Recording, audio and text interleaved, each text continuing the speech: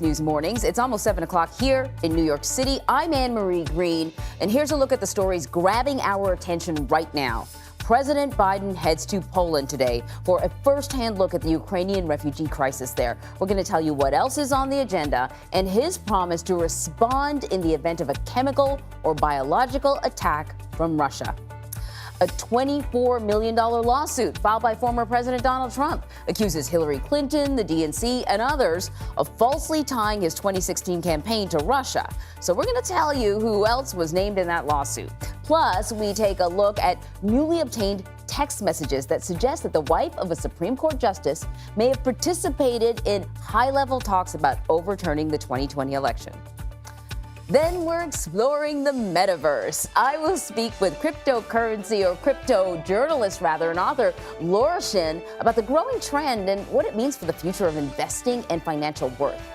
Part of tonight's March Madness lineup will feature Purdue taking on the St. Peter's Peacocks. Purdue fans are hanging their hopes on sophomore sensation Jaden Ivey, who shared that his biggest fan is also the basketball star he looks up to the most. I'm her biggest fan and, her biggest supporter. I knew that was a special moment for her. I wish I, could have spent more time with her at home. But, I knew the work that she had to do. I think it's made, the both of us better. We'll show you Jaden's special confession about love and basketball and why, in his house, it really was a family affair.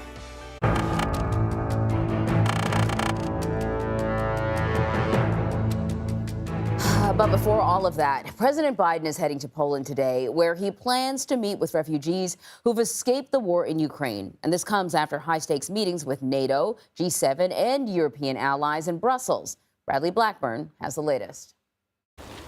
The fighting in Ukraine has entered a second month, and without any ending in sight, the U.S. and its European allies continue to look for ways to cut off funding to Russia's war machine. President Biden is in Europe holding a series of emergency summits with other leaders. The president says unity is the key to defeating Russian leader Vladimir Putin. The single most important thing that we have to do in the West is be united. Yesterday in Brussels, the West rolled out another round of sanctions against companies and individuals tied to the Kremlin. Putin is getting exactly the opposite what he intended to have as a consequence of going into Ukraine. Mr. Biden also announced new humanitarian aid for Ukraine and said the U.S. would admit 100,000 refugees who fled the violence. In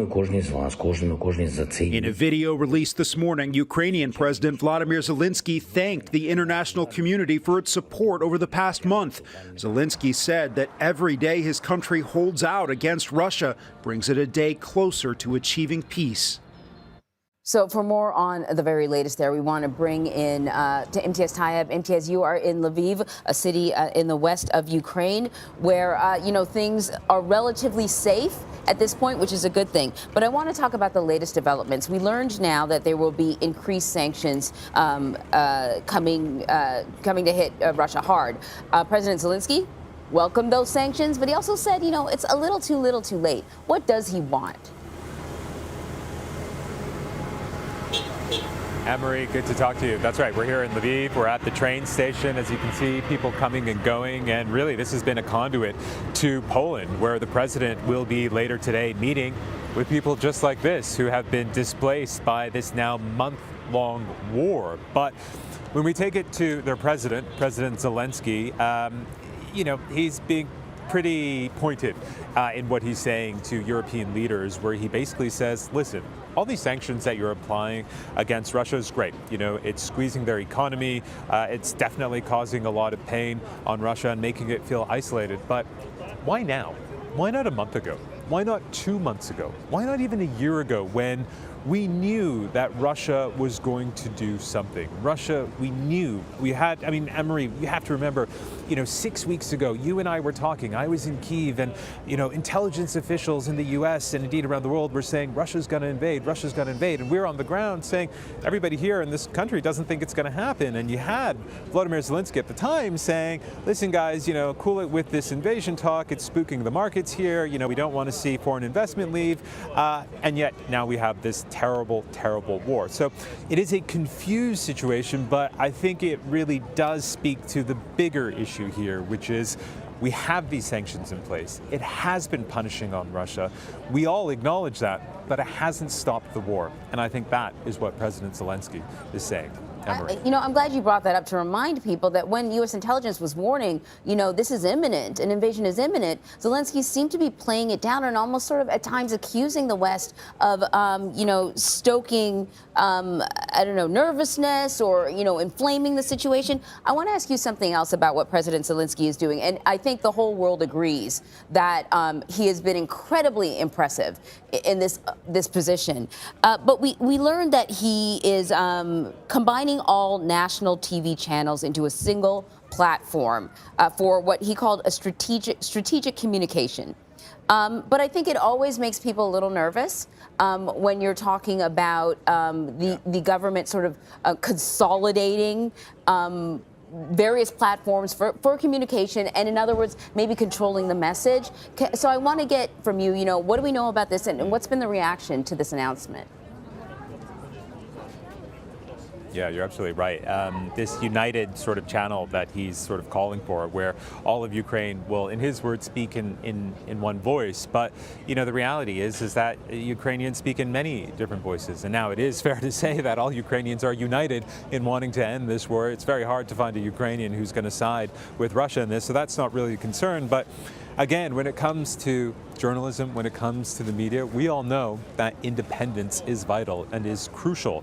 And yet you will no doubt have many Ukrainians probably siding with the president, saying, listen, in this moment, we do need to speak with one voice. And in this moment, we need to, be united, especially when it comes to the messages we want to share, not only with Ukrainians, but indeed the rest of the world. But I think it also speaks to a broader issue here, in that the reality is we've seen so many people displaced by this fighting. We've seen so many cities badly damaged that the infrastructure that was once in place for this, it has to be said, pretty vibrant media ecosystem here. You had media that was pro-Ukrainian, you had media that was pro-Russian, you had media that was independent. I mean, Ukraine, a relatively young democracy, had a very vibrant media. And so any sort of suggestion of that vibrancy sort of being curtailed in any way is certainly a cause for concern. But again, President Zelensky saying that he wants his people to speak in that one voice and plans to use the media to do that. And as we've seen, Anne-Marie, he has become one of the most successful communicators of the Ukrainian position, really, since the start of this invasion. And this, I think, really just consolidates that. Yeah, Anne-Marie. That is a good point, Imtiaz. Thank you very much. So tensions between the U.S. and Russia have escalated to new levels after the Justice Department charged 4 Russian workers with hacking crucial energy infrastructure. They allegedly launched major hacking campaigns against energy facilities worldwide between 2012 and 2018, affecting thousands of computers across 135 countries. According to officials, one of the campaigns, if successful, could have resulted in potentially catastrophic damage to critical infrastructure.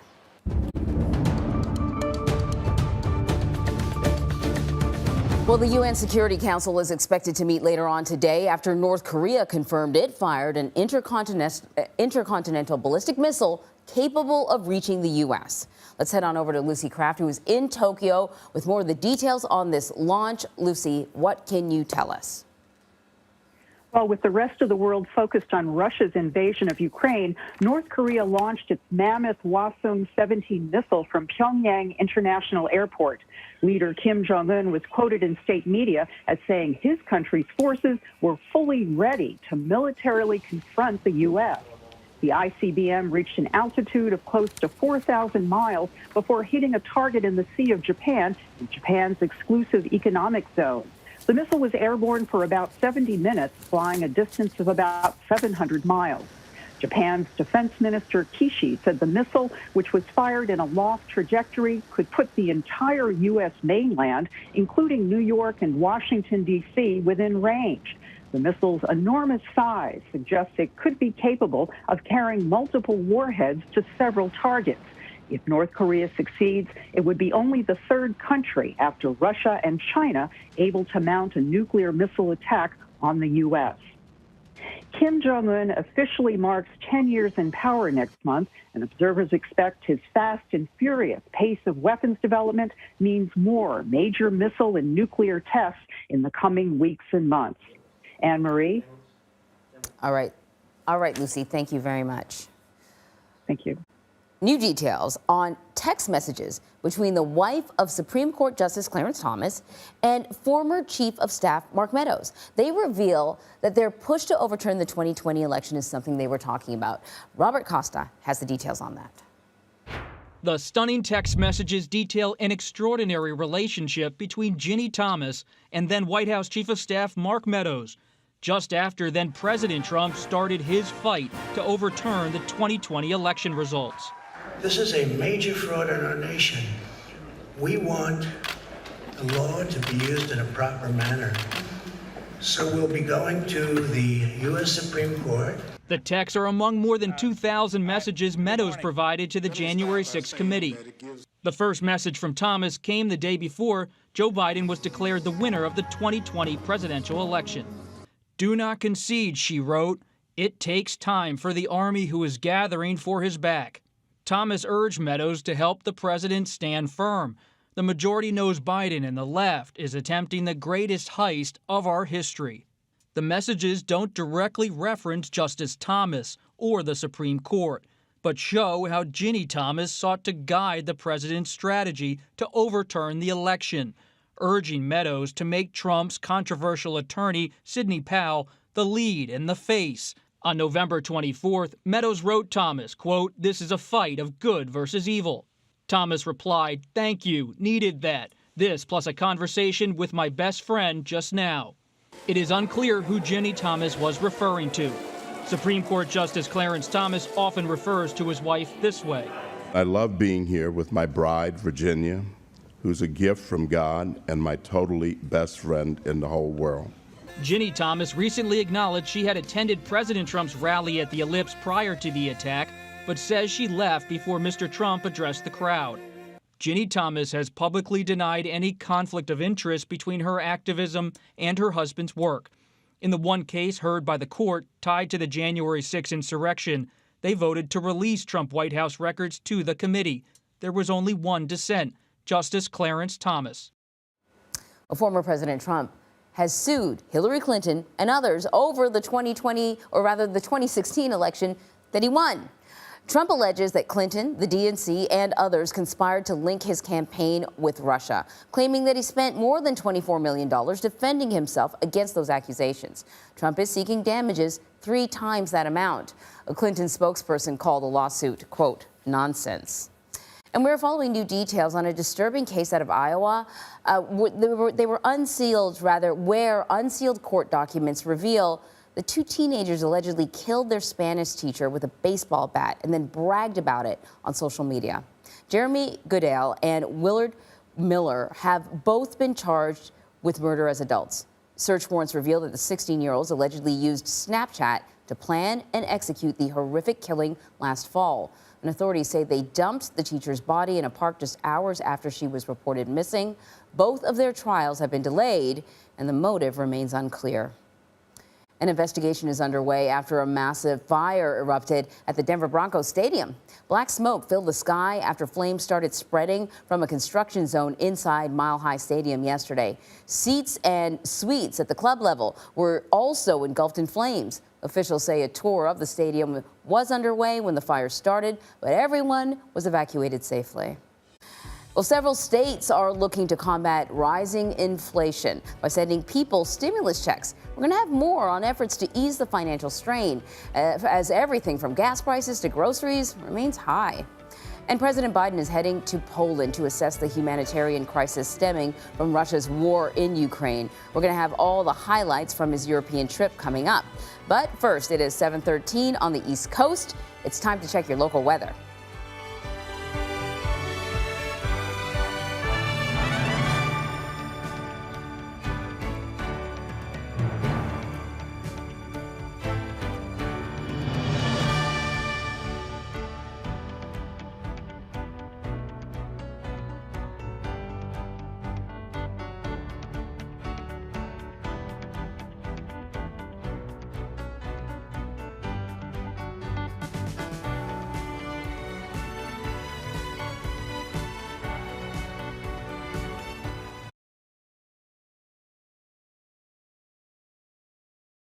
An original CBS Reports documentary. Some Republicans are now accusing companies like Twitter and Facebook of targeting conservatives. They've had unchecked power to censor.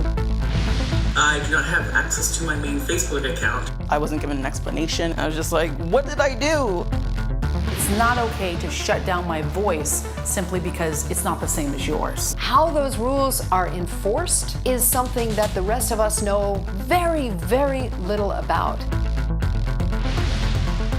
The First Amendment protects all of us from the government limiting our speech. The companies have the ability to decide what speech they will allow. They're not the government. An original CBS Reports documentary, streaming now. An original CBS Reports documentary. Oh my God, the truck is sinking. Devastating flooding has reached catastrophic levels. Rising sea levels are threatening America's coasts. You would have to take that house and put it on stilts 10 feet tall. If the street is filled with salt water, what difference does it make how high you make your house? The highest rental rates is exactly where the elevation is highest. This was the evidence to prove that climate gentrification was real. Pay $1,800 in 5 days or you have to leave. Were you scared? Yes. Every single person who stood up and said, I am not paying this rent increase, received an eviction. Haitians built this place and you're getting kicked out. Yes. An original CBS Reports documentary, streaming now. We have an inspiring story that started with a strange act of kindness. Yes. We found it. You're kidding me! We share stories that lift you up and brighten your day. The Uplift. Stream on the free CBS News app. An original CBS Reports documentary. The COVID economic shutdown hit Las Vegas harder than any other major city in the nation. It's decimated the entertainment community. So even though it looks fairly busy, this is really just a fraction of what business was like prior to COVID. Last week, there was another large hotel chain that 18,000 were let go. I haven't seen any jobs that are even close to what I was making. We're trying to keep things as normal for our kids. I have a 16-year-old daughter and a 12-year-old son. And I see every day people losing their homes, having to leave Las Vegas. If I have to start over somewhere else, I have to start over. An original CBS Reports documentary, streaming now.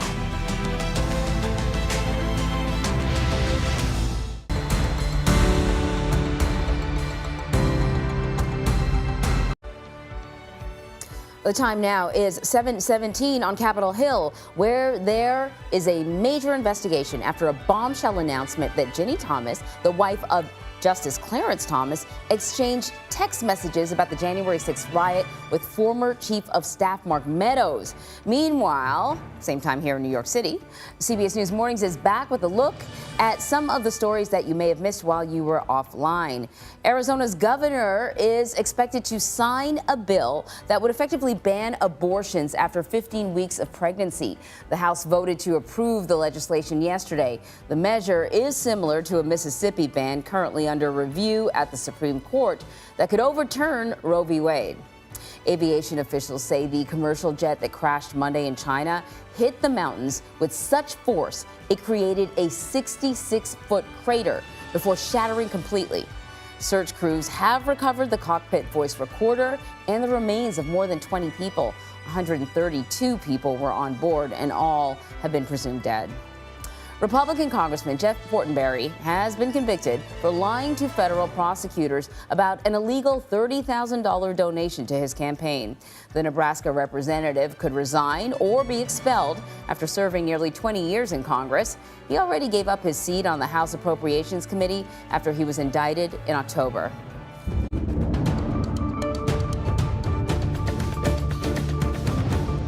Well, U.S. officials have warned Russia may use chemical weapons as Russian troops continue to invade Ukraine. President Biden has said that the U.S. will respond if that happens.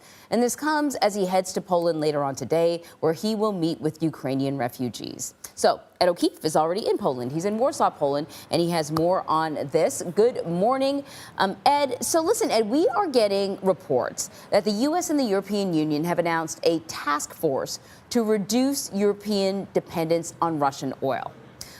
Clearly, that's something that will not occur immediately. It's something that will occur in the future. So I'm wondering, what do we know about these plans? And are there any plans to immediately reduce the dependency on Russian oil? Well, good morning, Anne-Marie from Warsaw. The president now en route to this country. He's going to stop in Rzeszów, Poland a little later. We'll get to that in a second. But before he left Brussels this morning, you're right, he had a meeting with leaders of the European Commission and announced plans for the United States and some other countries, including some Asian allies, to provide this continent, or at least the members of the European Union, with liquefied natural gas in the coming years. The idea being that it can wane most of this continent off of its reliance on Russian energy supplies. And it's another example of the allies using economic firepower to respond to Vladimir Putin's moves inside Ukraine and trying to squeeze the Russian energy sector, which, of course, is such a big part of that economy. But another example of the economic, humanitarian, and military steps that the Biden administration is taking in coordination with allies, and part of a broader energy policy for the Biden administration, which not only wants to demonstrate that the United States can be an energy exporter and can help produce more for the rest of the world, but also by it being natural gas instead of standard oil and gas, an example of moving on to other kinds of energy supplies. So listen, Ed, can we just remind people about why the president is heading to Poland? The vice president was just there, but we know, prior to that, there seemed to have been either a miscommunication or a misunderstanding about Poland providing jets to Ukraine. So can we sort of just talk about why it's important for him to be there? Well, look at a map. That's part of the reason that he's coming, because Poland, of course, is right next door to Ukraine and has absorbed so many of the refugees fleeing the war next door. I mentioned the town Rzeszów, which is where you've seen several of our colleagues standing outside a train station that has brought people into Poland from the Ukrainian border. The president's headed there. He'll meet with Poland's president when he arrives. They'll get a briefing on the ongoing humanitarian response, which has been led not only by Polish society, but increasingly by people from across Europe and around the world who have either sent supplies or have come themselves to help relocate and integrate these refugees, or help them sort out where exactly they're headed next. Later in the day, he will visit with members of the 82nd Airborne Division, who are on the eastern flank of the NATO alliance alongside Polish troops. So this, again, an example of what the United States can do to say thank you to a country that is not only responding to the humanitarian crisis, but also the military operations that need to be set up in the event that this crisis spills across the Ukrainian border into NATO territory. And then he's coming here to Warsaw for some more meetings tomorrow. He and the president will have a more formal conversation, and he's set to give prepared remarks, more formal remarks, on how the United States and the Western world are responding to the crisis. And lastly, we have learned that the U.S. plans to absorb about 100,000 refugees, Ukrainian refugees. Any idea how the State Department is going to be pulling that off, how quickly that could happen? It's supposed to start in the coming weeks, and the idea is to bring in at least 100,000, the priority on people who might be reuniting with family already living in the United States, dissidents, journalists, LGBTQ Ukrainians whose livelihood would be at risk should they stay in Ukraine as the Russia war continues. This exceeds, however, the Biden administration's refugee cap of about 125,000 in this fiscal year, and the White House essentially said, yeah, it's going to. But so be it, because it's part of the ongoing response to this crisis and sort of a way for the United States to say, look, we can't take most of these refugees because they want to stay here in Europe. They want to stay as close to Ukraine as possible. They may eventually want to go home. But if there are some who want to come into the United States, reunite with family who may live in places like Chicago or Ohio or, New York City or other parts of the country where there are big Ukrainian American populations, we're going to make it easier for them to do so. All right, Ed, thank you very much.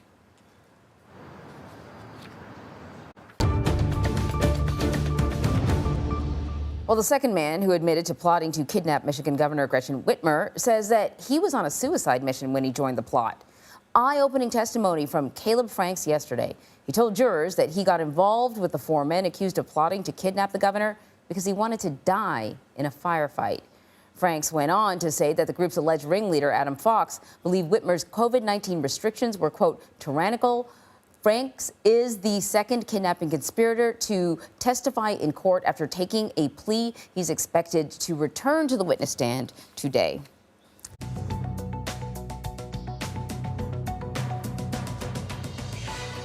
Well, today on Money Watch, stimulus checks could be on the way for some people in about a dozen states. Several governors are proposing tax rebate checks to offset soaring inflation and gas prices. On Wednesday, Georgia's Republican Governor Brian Kemp approved sending checks of up to $500 to some residents. And New Yorkers will soon be able to hail a yellow cab through Uber. Yeah, the app. The app announced that there's a partnership after facing driver shortages due to COVID. The ride-sharing giant says that passengers will pay about the same amount as they would for Uber X rides. And an autistic teen from Oxford, England, is believed to be one of the masterminds behind the hacker crew Lapsus. They're responsible for illegally accessing the company data of major firms, including Samsung, Okta, and even Microsoft. The teen has allegedly amassed a $14 million fortune. 7 teenagers linked to the gang have been arrested. And there are major concerns over a new COVID subvariant spreading across the U.S. I'm going to be speaking with a doctor about all the latest developments, including new details on a potentially second booster shot. That's coming up next. And coming up later on The Takeout, Senate Intelligence Committee Chairman Mark Warner talks with Major Garrett about Russian President Vladimir Putin's strategy in Ukraine and the possibility of chemical warfare erupting across the country. You can stream that conversation in our 6 p.m. Eastern hour. A quick programming note, sometimes all you need is a second chance. It's a sentiment that speaks to all of us, and it's the focus of a very special half-hour episode this weekend. Here's a preview. Coming up, a judge hands down a sentence of kindness. That meant so much to me, sir. A mayor with an unexpected journey to City Hall. Yeah, I used to sell a lot of drugs out here. The son making amends for his father's mistakes. Sorry about what happened. It needed to be done.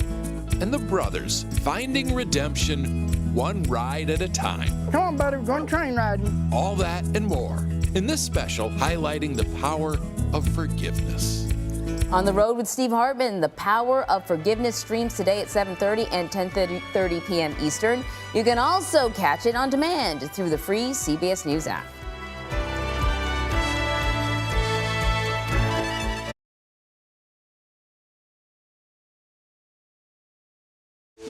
An original CBS Reports documentary. Some Republicans are now accusing companies like Twitter and Facebook of targeting conservatives. They've had unchecked power to censor. I do not have access to my main Facebook account. I wasn't given an explanation. I was just like, what did I do? It's not okay to shut down my voice simply because it's not the same as yours. How those rules are enforced is something that the rest of us know very, very little about. The First Amendment protects all of us from the government limiting our speech. The companies have the ability to decide what speech they will allow. They're not the government. An original CBS Reports documentary, streaming now. An original CBS Reports documentary. Oh my God, the truck is sinking. Devastating flooding has reached catastrophic levels. Rising sea levels are threatening America's coasts. You would have to take that house and put it on stilts 10 feet tall. If the street is filled with salt water, what difference does it make how high you make your house? The highest rental rates is exactly where the elevation is highest. This was the evidence to prove that climate gentrification was real. Pay $1,800 in 5 days or you have to leave. Were you scared? Yes. Every single person who stood up and said, I am not paying this rent increase, received an eviction. Haitians built this place and you're getting kicked out. Yes. An original CBS Reports documentary, streaming now. We have an inspiring story that started with a strange act of kindness. Yeah. We found it. You're kidding me! We share stories that lift you up and brighten your day. The Uplift. Stream on the free CBS News app. An original CBS Reports documentary. The COVID economic shutdown hit Las Vegas harder than any other major city in the nation. It's decimated the entertainment community. So even though it looks fairly busy, this is really just a fraction of what business was like prior to COVID. Last week, there was another large hotel chain that 18,000 were let go. I haven't seen any jobs that are even close to what I was making. We're trying to keep things as normal for our kids. I have a 16-year-old daughter and a 12-year-old son. And I see every day people losing their homes, having to leave Las Vegas. If I have to start over somewhere else, I have to start over. An original CBS Reports documentary, streaming now.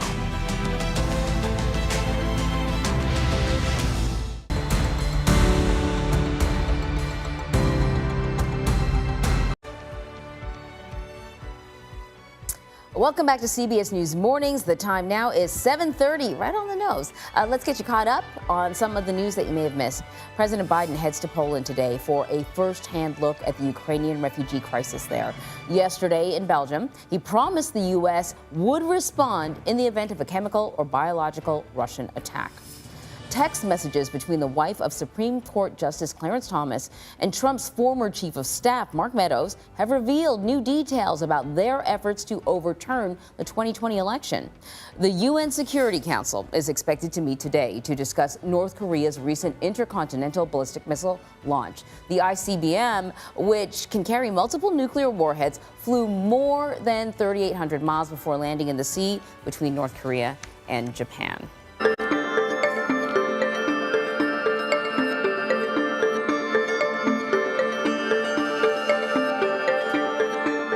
Well, a subvariant of the Omicron is becoming more common in the United States. Researchers are keeping an eye on BA2, that's what it's called, which started spreading across the country earlier this year. So joining me now is the director of the Center for Infectious Disease Research and Policy, Dr. Michael Osterholm. Thanks for joining us. So, Doctor, Thank you. Good morning. Good morning. We're coming back to the office. We're throwing off our masks in most circumstances, not all. And here comes another variant. What do we need to know about this variant? How concerned should we be?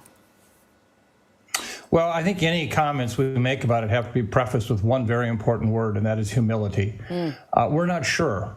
And if you look at what the experience is right now in Europe, you can see that some countries where BA2 is increasing, and we do know it is more infectious than BA1, you'll see case numbers actually increasing. However, we have other countries where case numbers have increased where BA2 wasn't responsible, meaning that it wasn't at that time going up. And we have some countries where BA2 is common, and yet case numbers are not high.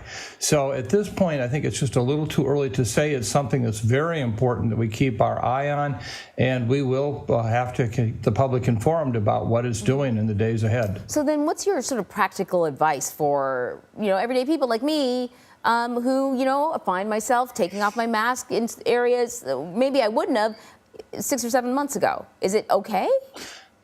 Well, let's just be really clear about where we're at today. The society has decided where we're at with COVID, not public health. And what I mean by that is that it was the governors that began relaxing many of the restrictions that had been put in place earlier this spring without any real scientific data, just a sense the public was done. They were reading the tea leaves. And I think that's still the case. So don't expect that the public is going to respond with maybe any changes at all should BA2 become a bigger problem. So what that means is, and for those individuals who have the high likelihood of becoming seriously ill if they become infected, those who are immune compromised, the older population, people with certain underlying health conditions, you have to take it upon yourself to, number one, make sure you're fully vaccinated. Make sure you have all 3 doses. And today, we're talking about a 4th dose, and that may be a possibility in the days ahead. Make sure that you're wearing high-quality masking. Wearing a face cloth covered in front of your face is nothing more than decoration. You have to have a highly effective mask that you wear. And so if you do those things, you can protect yourself. But for many, they're going to go through life right now saying, we're done with the pandemic, and this is what we're going to do. We're going to live life. I think it's a good reminder that it's a case-by-case situation. You know, you have to look at your own health. You have to look at the environments that you're putting yourself in and determine, you know, how you should behave and move. So I haven't got a chance to talk to a doctor in a while, so I have a bunch of different questions to ask you about. I want to ask you. I want to ask you about the latest data coming out of Moderna about its vaccine for younger kids. We've learned that it's about 38% effective in preventing infection in kids ages 2 to 5. I think. And to me as a parent, I thought, geez, that's a little low. So, you know, they're asking for permission to move forward. You know, what advice would you give to parents who say, geez, that doesn't seem like much protection. Should I give my kid this vaccine? Well, when you look at protection from a vaccine against COVID, you have to look at really two components. One is, what does it do in terms of just preventing me from becoming infected, which in this case, the vaccine is so-so. It's not a great vaccine in that regard. But then you have to also look at what does it do to reduce serious illness, hospitalizations, and deaths. And fortunately in kids, this occurs at a lower rate than it does in older individuals, but it still is a real problem. And so parents who want to have that level of protection for their kids, not just against getting infected, but they don't want to have to see their child in the hospital. They don't want to have to deal with a pediatric intensive care unit situation. So there, the vaccine could be very, very helpful. And I think that's a message for everyone, not just young kids. Today, please get vaccinated with all 3 doses of the mRNA vaccine, maybe a 4th dose coming, because in fact, even if it doesn't prevent infection, it can do so much to prevent you from being hospitalized, seriously ill, or die. And that's the message even for the kids. And listen, I want to ask you another question. What have we learned so far about long COVID? We sort of, there's this idea that some of these variants are not as intense, you're not going to get as sick. And so we sort of assume that long COVID is not a risk. But is it still a risk even with this new subvariant? Again, I have to preface my comments with that very, very important word, humility. We are learning so much about long COVID right now. First of all, it is really a serious challenge. Even for those who are mildly ill, several weeks later, they may develop these very severe symptoms, brain fog, fatigue, heart problems, lung problems. And so we are in the process of trying to understand just how often that occurs. It's estimated anywhere from 3 to 25% of the people who get COVID of any kind go on and develop long COVID. This is a huge number. And so this is a real challenge. We must do much, much more work in this area to understand what's causing this, what can we do to treat it with. And in fact, again, I come back to the vaccines. They are still your best bet against preventing long COVID. Getting vaccinated. All right, doctor, thank you very much. Thank you.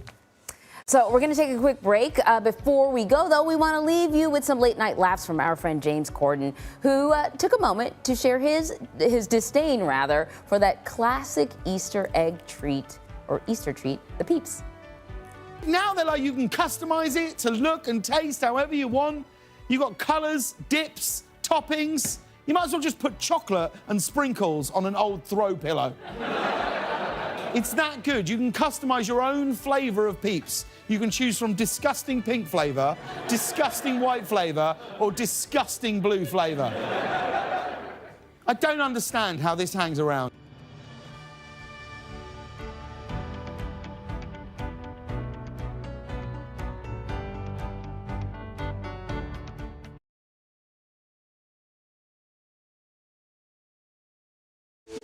An original CBS Reports documentary. Some Republicans are now accusing companies like Twitter and Facebook of targeting conservatives. They've had unchecked power to censor. I do not have access to my main Facebook account. I wasn't given an explanation. I was just like, what did I do? It's not okay to shut down my voice simply because it's not the same as yours. How those rules are enforced is something that the rest of us know very, very little about. The First Amendment protects all of us from the government limiting our speech. The companies have the ability to decide what speech they will allow. They're not the government. An original CBS Reports documentary, streaming now. An original CBS Reports documentary. Oh my God, the truck is sinking. Devastating flooding has reached catastrophic levels. Rising sea levels are threatening America's coasts. You would have to take that house and put it on stilts 10 feet tall. If the street is filled with salt water, what difference does it make how high you make your house? The highest rental rates is exactly where the elevation is highest. This was the evidence to prove that climate gentrification was real. Pay $1,800 in 5 days or you have to leave. Were you scared? Yes. Every single person who stood up and said, I am not paying this rent increase, received an eviction. Haitians built this place and you're getting kicked out. Yes. An original CBS Reports documentary streaming now. We have an inspiring story that started with a strange act of kindness. Yes. We found it. You're kidding me! We share stories that lift you up and brighten your day. The Uplift. Stream on the free CBS News app. An original CBS Reports documentary. The COVID economic shutdown hit Las Vegas harder than any other major city in the nation. It's decimated the entertainment community. So even though it looks fairly busy, this is really just a fraction of what business was like prior to COVID. Last week, there was another large hotel chain that 18,000 were let go. I haven't seen any jobs that are even close to what I was making. We're trying to keep things as normal for our kids. I have a 16-year-old daughter and a 12-year-old son. And I see every day people losing their homes, having to leave Las Vegas. If I have to start over somewhere else, I have to start over. An original CBS Reports documentary streaming now.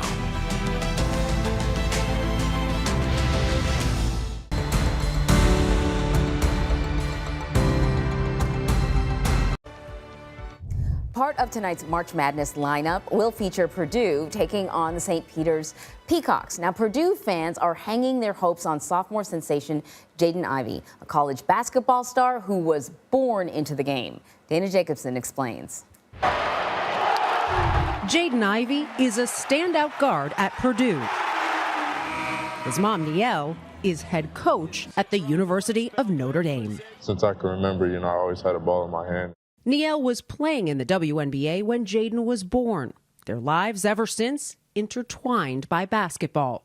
Nielle serving as both coach and mom. I'm screaming, just encouraging words because I know he can hear me. I'm just so proud because I know how hard he worked to get to this point. Jaden by his mom's side when she was introduced as head coach at Notre Dame, her alma mater. I'm her biggest fan and, her biggest supporter. I knew that was a special moment for her. I wish I, could have spent more time with her at home. But, I knew the work that she had to do. I think it's made, the both of us better. Like any mom, Nielle Ivey still wonders if she did enough. He sacrificed a lot. Sometimes I get emotional about it because I know it was hard for him. It was hard for him. I missed so much. And now I get a chance to see, and he gets a chance to see, there's a reason why it was hard. He knows. He knows. They compete for not just the love of the game, but also each other. Dana Jacobson, CBS News. We are learning about direct communication between conservative activist Ginny Thomas, the wife of Supreme Court Justice Clarence Thomas, and former President Trump's chief of staff Mark Meadows. They exchanged text messages about overturning the 2020 election. Robert Costa asked the Washington Post Bob Woodward about this. I've never seen anything like this. I've done reporting about the Supreme Court, the Congress, and the White House for 50 years. This is an entanglement where you find, I, like you, was really surprised, even shocked to see the depth of emotion, the depth of conviction that we somehow have to turn over the election. This is Ginny Thomas and Mark Meadows talking in private text messages, which we have. All right, so Robert Costa is joining me now to discuss. Listen, Robert, when I heard about this story, I was shocked. But when Bob Woodward says it, then you know it is way outside the norm. Can you just talk about the significance of this, why this is such a big deal? Good to be with you. Bob Woodward and I have been working on this story in recent weeks. It's taken some time to report out. And what we have found is something that really raises new questions about the role of a spouse of a Supreme Court justice and a top official inside of the executive branch, then White House Chief of Staff Mark Meadows. In total, 29 text messages between Mark Meadows and Ginny Thomas, 21 from Thomas to Meadows, 8 from Meadows to Thomas, have been obtained by the House Select Committee investigating the January 6 attack. And what these text messages show is not just a friendly relationship, but a pipeline of communication over strategy, political messaging, and at times even pressure on the legislative branch, members of Congress, including House Republicans. So, you know, this is obviously a very interesting story. But the thing about Ginny is that she's been outspoken advocate of conservative causes for a very long time. And I got to tell you, like, I don't even really, I'm trying to think about whether I'm familiar with the spouses of any other Supreme Court justices, and she's pretty much the only one. Can you talk about her activism over the years? What we see here in these text messages is an unprecedented entanglement between a spouse of a Supreme Court justice and a White House Chief of Staff. And you're right. Usually, spouses of Supreme Court justices do not have high-profile roles in the political sphere. Ginny Thomas, however, has every right to do so. There's a First Amendment in our Constitution enabling speech, free speech, any kind of political activity. And so Justice Thomas and his wife, Ginny Thomas, have long maintained they live independent, professional, adult lives. They, of course, are a married couple, but she has not ever been shy about being a conservative activist. And most Democrats and Republicans would say she shouldn't be shy in a sense of having strong political views or participating in political activity. What becomes complicated, and I'm not a lawyer and nor someone who has any kind of official say here, but it becomes complicated even as a reporter looking at this when you have officials at the White House who are dealing with possible cases before the Supreme Court talking in a private back channel way with the spouse of a Supreme Court justice. And the context here makes this complicated.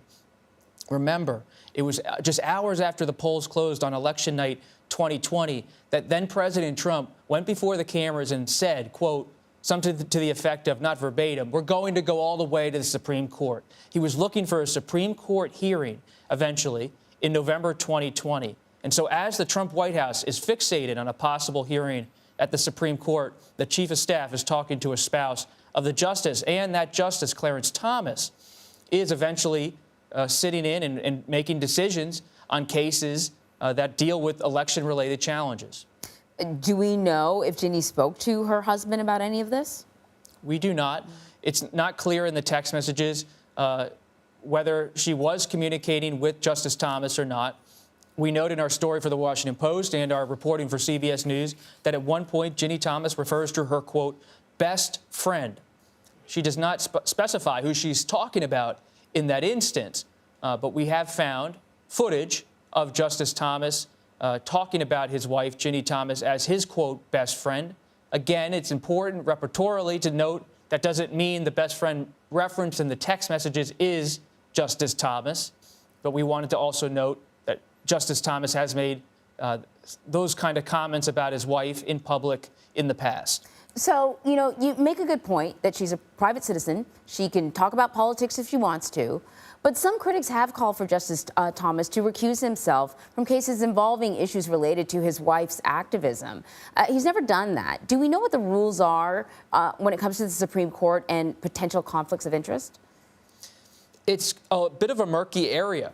Supreme Court justices are enormously independent figures on the American legal scene, constitutional scene, and understandably so. It's an independent third branch of government, the judiciary. Congress can have some oversight in the sense that if They believe a justice should be impeached. Congress has the power to impeach a justice of the Supreme Court or try to reprimand them in some way. But other than Congress taking some sort of dramatic action, Supreme Court justices mostly go about their business and their lives without much oversight. What we're going to be tracking in the coming days is whether Justice Thomas had any awareness that Ginny Thomas's text messages could be part of the material Mark Meadows gave over to the January 6th committee, because he ended up having a dissent in a case about those records going over to the committee. He sided with the Trump argument that those records should be protected because, in his view, they are protected under the executive privilege provision. So we have many more questions for Justice Thomas and Ginny Thomas. And again, we tried to get them to engage on this story. Ginny Thomas did not respond to requests for comments. If she updates us, we will update everyone here at CBS News. At the same time, Justice Thomas, it should be noted, has been hospitalized in recent days with an infection. And we'll see what he has to say in the coming days. I got to tell you, Robert, looking forward to your future reports on this topic. A lot of people are interested in this. Thank you so much. Thank you. We'll be right back.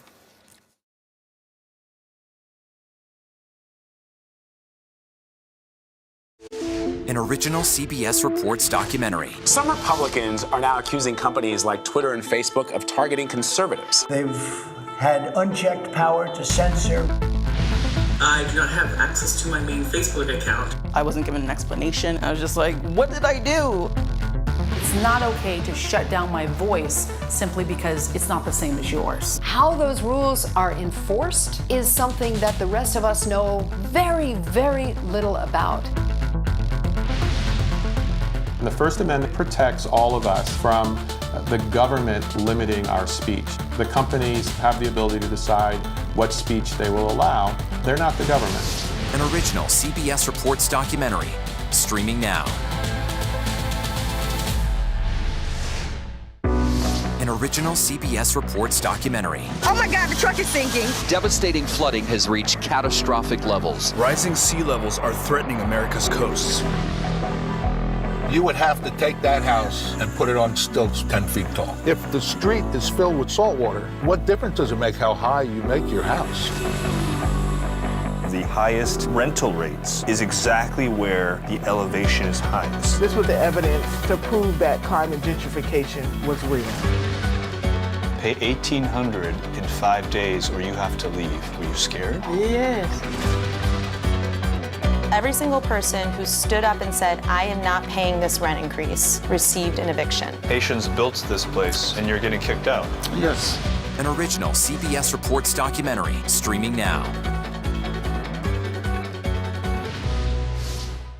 We have an inspiring story that started with a strange act of kindness. Yes.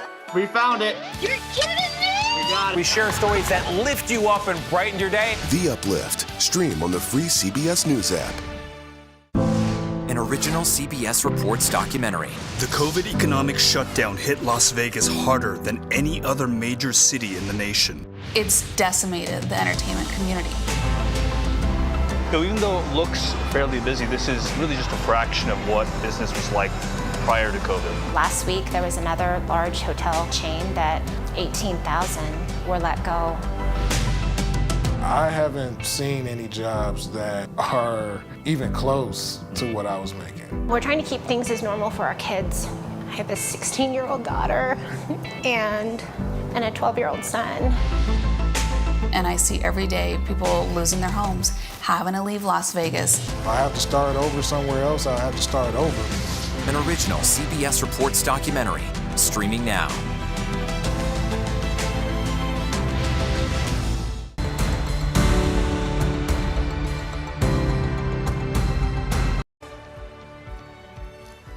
Well, the new CBS Reports documentary delves into the lives of the early adopters of the metaverse, both real and virtual, on their quest to create a new path to wealth. Take a look. There's going to be a metaverse for each kind of person. It's going to be democratizing and increasing people's access to owning their own reality. I just got confirmation my house in the metaverse is done. Taking the metaverse and actually applying it to real life is where the future is. It's gonna be big. No one understood what an NFT was. You go with it, hey, your son's making money? Cool.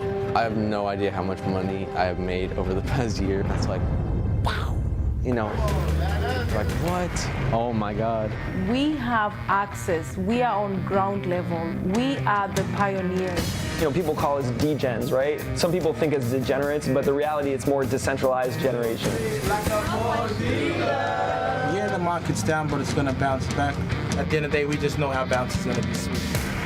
It's crypto. We can kind of make a splash with announcing our new office in the metaverse, right? Love it. We can change the culture of what tech means. Welcome to the metaverse.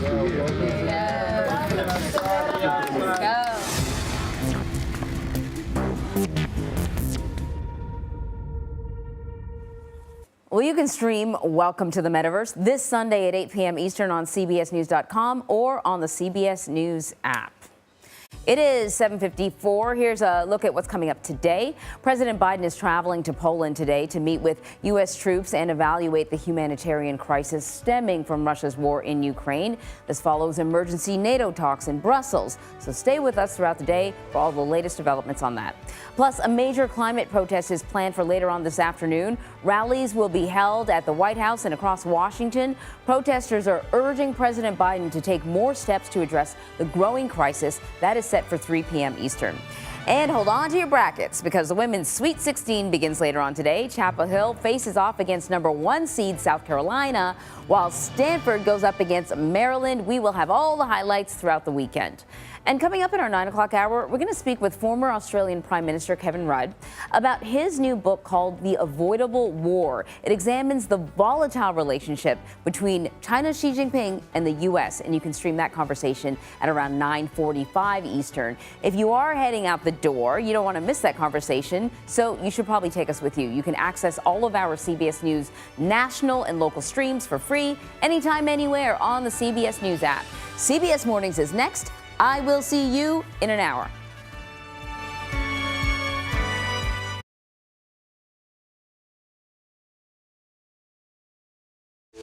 An original CBS Reports documentary. Some Republicans are now accusing companies like Twitter and Facebook of targeting conservatives. They've had unchecked power to censor. I do not have access to my main Facebook account. I wasn't given an explanation. I was just like, what did I do? It's not okay to shut down my voice simply because it's not the same as yours. How those rules are enforced is something that the rest of us know very, very little about. The First Amendment protects all of us from the government limiting our speech. The companies have the ability to decide what speech they will allow. They're not the government. An original CBS Reports documentary, streaming now. An original CBS Reports documentary. Oh my God, the truck is sinking. Devastating flooding has reached catastrophic levels. Rising sea levels are threatening America's coasts. You would have to take that house and put it on stilts 10 feet tall. If the street is filled with salt water, what difference does it make how high you make your house? The highest rental rates is exactly where the elevation is highest. This was the evidence to prove that climate gentrification was real. Pay $1,800 in 5 days or you have to leave. Were you scared? Yes. Every single person who stood up and said, I am not paying this rent increase, received an eviction. Haitians built this place and you're getting kicked out. Yes. An original CBS Reports documentary, streaming now.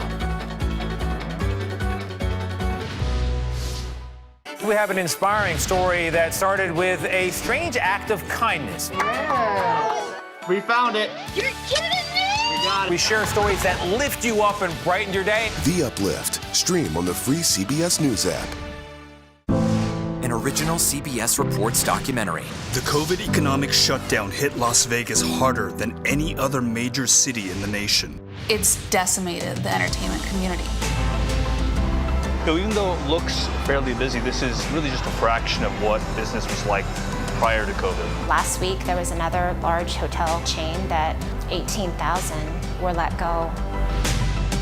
I haven't seen any jobs that are even close to what I was making. We're trying to keep things as normal for our kids.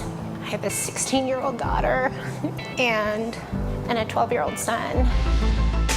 And I see every day people losing their homes, having to leave Las Vegas. If I have to start over somewhere else, I'll have to start over. An original CBS Reports documentary, streaming now.